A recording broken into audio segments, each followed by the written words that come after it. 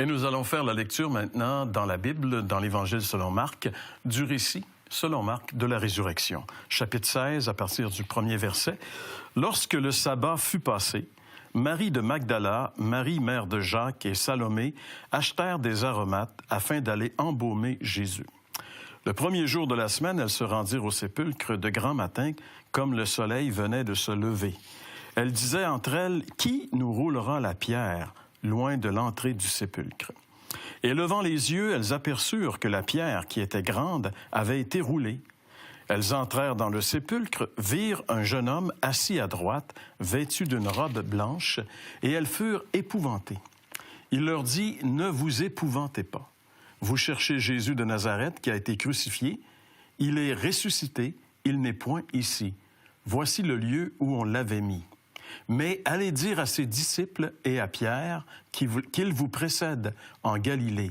C'est là que vous le verrez, comme il vous l'a dit. » Elles sortirent du sépulcre et s'enfuirent. La peur et le trouble les avaient saisies, et elles ne dirent rien à personne à cause de leur effroi. Et on lit le verset 19. « Le Seigneur, après avoir parlé, fut enlevé au ciel, et il s'assit à la droite de Dieu. » Voilà le récit de la résurrection selon l'Évangile de Marc. Paul va nous dire dans l'Épître aux Corinthiens que la mort est une ennemie. La mort, c'est quelque chose de terrible, c'est un ennemi de l'être humain. Et elle va nous dire que Jésus a vaincu ce dernier ennemi, justement, en ressuscitant et en sortant victorieux de la mort. Et Paul va dire qu'il est sorti victorieux, ressuscité comme prémisse, c'est-à-dire que beaucoup d'autres vont le suivre dans cette résurrection. Et évidemment, cette résurrection dont Jésus parle, où Paul parle dans 1 Corinthiens 15, c'est la résurrection des croyants, de ceux qui ont mis leur foi en Jésus. Donc Jésus, il est le vainqueur de la mort, mais il n'a pas vaincu la mort juste pour lui. Il l'a vaincu aussi pour ceux qui croient en lui. Oui, c'est vraiment justement des histoires de héros qui vont descendre dans les enfers et qui vont triompher des enfers pour revenir. Souvent, ils sont, dans la mythologie grecque ou babylonienne, peu importe, là, ils sont seuls à sortir vainqueurs. Mais Christ est un héros différent. C'est celui qui vient pour sauver son peuple, racheter les gens, vider le séjour des morts. Et puis, quand il a ressuscité, on aurait pu dire, bon, ces gars-là ont eu une hallucination collective ou je sais pas trop quoi, là. Mais ils ont eu l'honnêteté pour nous dire, on va être honnête avec vous, on n'est pas surpris que même vous n'y croyez pas, car nous aussi, on y croyait pas. C'était trop gros, c'était trop au-delà de ce qu'on peut imaginer.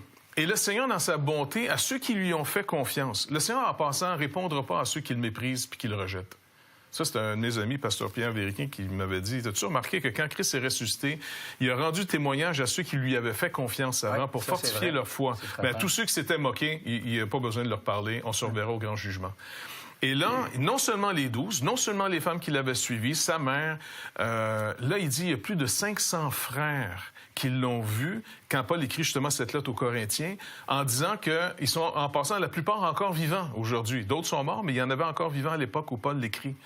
Donc, c'est vraiment un événement majeur. Et c'est pour ça que leur prédication, c'était toujours pour aboutir, il est ressuscité. Maintenant, on peut commencer une communion avec lui parce qu'on annonce de quelqu'un de vivant aujourd'hui. Et c'est pour ça qu'on dit, tournez-vous vers lui, pas vers nous autres, pas vers des institutions. Commencez d'abord votre marche avec lui. Il est vivant, il va répondre aux gens lui-même. Il va rétablir la relation. Il va pardonner les péchés.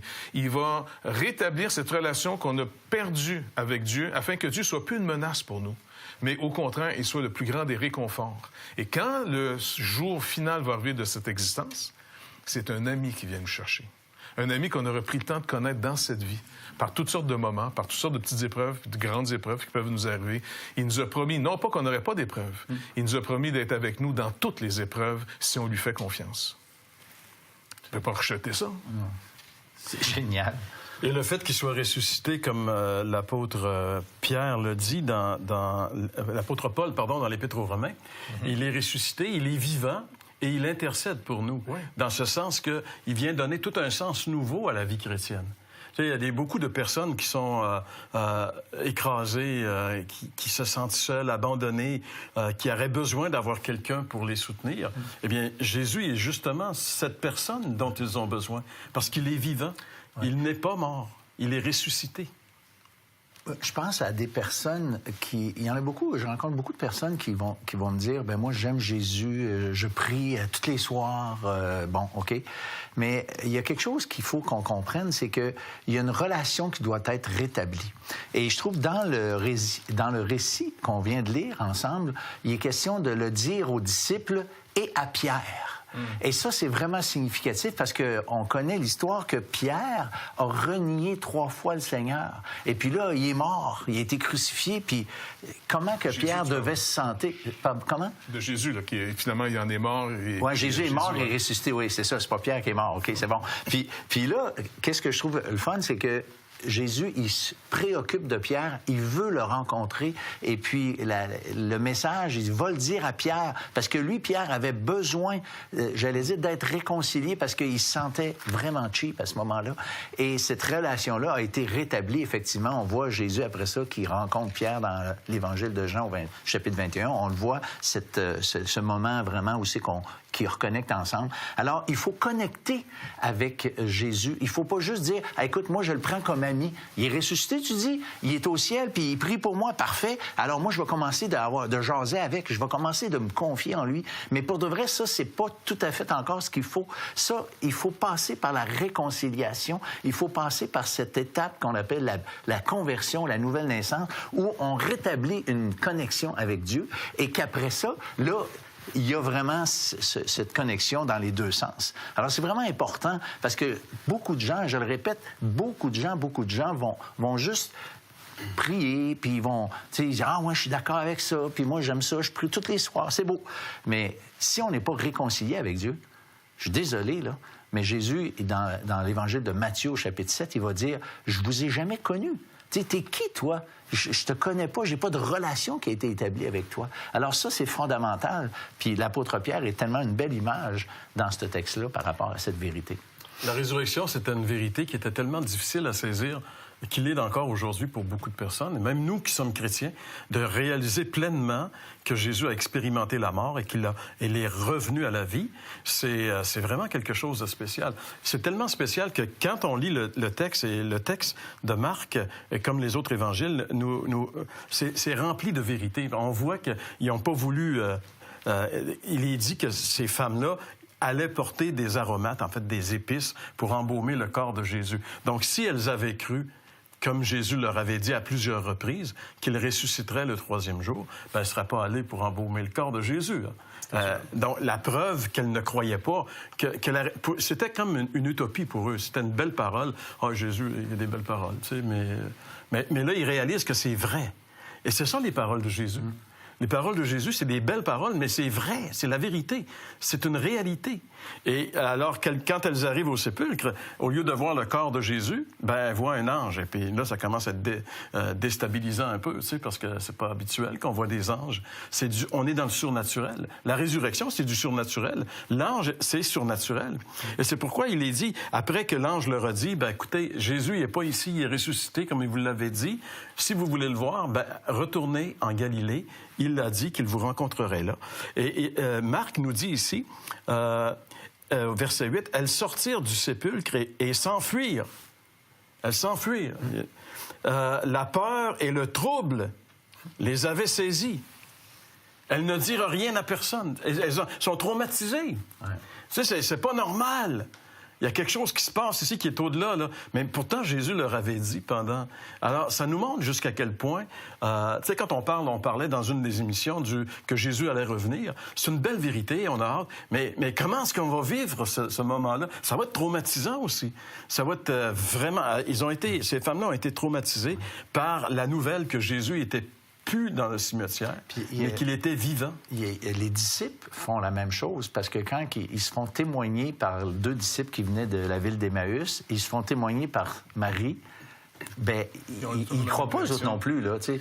Puis moi, je le lance pas la pierre, parce que pour de vrai, c'est pas évident de croire à ça. T'es pasteur, puis tous les 3 pasteurs, on a déjà accompagné, à cause de notre vocation, des gens vers la mort. Moi, j'ai accompagné plusieurs personnes vers la mort, des jeunes, des plus vieux. Et quand tu es dans ces moments-là et que les gens meurent devant toi, là, tu sais, ils s'éteignent, c'est tellement un moment surréaliste parce que c'est comme si on réalise dans ce moment-là qu'on s'est tous soumis à ce que ça va finir. Tu sais, c'est comme si on en a fait, on va dire, notre deuil. Que la vie, là, ça finit comme ça, puis que la matière est plus animée. Parce qu'on était domptés, on était endoctrinés, qu'on est juste de la matière activée, puis à un moment donné, un coup, la batterie est finie, tu sais. Mais arrêtez, non, tu vois vraiment la personne comme partir. Et là, ça devient un moment assez surréaliste parce que tu dis, attends, c'est mon tour bientôt. Et là, tu réalises que toute l'œuvre que Christ a faite pour nous, c'est pas d'améliorer juste notre vie ici, même si ça peut donner des bénéfices déjà dans cette vie. Mais c'est pas ici. C'est en vue de ce qui s'en vient. Il y a un moment que tout le monde, riche, pauvre, intelligent, pas intelligent, peu importe, là, devant la mort, là, oublie ça. Il n'y a plus de catégorie. Et c'est de ça que Dieu veut nous délivrer. Parce que ça, c'est une forme du premier... Comme toutes nos maladies nous rappellent qu'on va mourir. Vieillir, tu sais, on parle qu'on vieillit, nous autres, là, puis on en rit un peu, là, mais alors, quand ça commence à être dramatique, des fois, tu dis, ouais, ça rappelle qu'on est bien parti pour... On s'en va vers là. C'est ça, tu sais. Mais en même temps, si on n'avait pas développé cet espoir concrètement, ici, maintenant, c'est vrai que ça aurait pu être juste une utopie parce qu'on ne peut pas faire face à la réalité. Mais je refuse aussi de me soumettre comme le monde se soumet aujourd'hui en disant « Ah non, non, non, c'est comme ça, on meurt. On meurt. » Mais là, c'est une croyance, ça, avec. Ouais. Puis, y a-tu quelqu'un qui peut vérifier, voir qu'il n'y a rien l'autre bord? Pas sûr. Parce que Christ est venu tout défaire. Tous les scénarios qu'on se faisait face à cette mort. Parce que d'abord, il a ressuscité lui-même des gens pendant qu'ils étaient là. Il les a ramenés à la vie, qui vont mourir après. Mais il les a ramenés à la vie en disant, regardez, il était là encore. Il a rappelé aux gens aussi de son époque qui ne croyaient pas à la résurrection. Il y en avait des Juifs qui ne croyaient pas à la résurrection. Une secte qui s'appelle les Sadducéens. Eh bien, il leur a dit, vous comprenez rien. Dieu n'est pas le Dieu des morts, mais des vivants. Il dit, je suis le Dieu d'Abraham, d'Isaac et de Jacob. Il n'a pas dit, j'étais le Dieu d'Abraham, d'Isaac et de Jacob. Dieu nous dit, écoutez, il y a une réalité qui dépasse ce que vous pensez. La création de Dieu est bien plus grande que ce qu'on peut imaginer. C'est pas pour rien que ça a pris Dieu lui-même pour venir nous délivrer. Et aujourd'hui, on ne peut pas négliger ce message-là. On ne peut pas. On a même, depuis ce temps-là, depuis Jésus-Christ, 2000 ans d'histoire. Écoute, c'est pas tous des imbéciles pendant 2000 ans. Puis nous autres, là, il y a à peine 30, 40 ans, 50 ans au Québec, là, ça y est, on vient de comprendre qu'il n'y a rien ici. Ben oui, c'est ça. On est les plus brillants de la planète, on vient de comprendre qu'il n'y a rien ici. Non, non. Non, mais c'est vrai, c'est vrai. C'est une belle parole, Jeff. Non, mais c'est une réalité. Jeff a la capacité de nous amener toujours dans la réalité. C'est vrai. La mort, c'est un ennemi. C'est pas quelque chose de... C'est pas un ami, la mort. C'est un ennemi, mais Christ l'a vaincu par la résurrection. Et à cause de sa résurrection, il nous amène aussi dans sa victoire. Donc, on peut entrevoir un petit peu la mort différemment de quelqu'un qui n'a pas cette espérance en Jésus. C'est la raison pour laquelle l'apôtre Paul, lorsqu'il parle de sa mort, il dit que pour lui, mourir, c'est s'en aller et être avec Christ. Ce qui est de beaucoup le meilleur. Wow. Ah oui. C'est sûr. Vous savez de quoi il parlait? Il avait été privilégié à un certain moment pour voir la présence de Dieu puis revenir. Mm-hmm. Alors, on espère que vous qui écoutez cette émission, à travers toutes ces paroles, vous pourrez réaliser qu'il est possible de faire face à la mort, mais pas comme une calamité, mais comme quelque chose qui pourrait nous permettre d'entrer en relation véritable avec Dieu. C'est notre désir que vous puissiez vraiment prendre au sérieux ces informations que nous vous transmettons.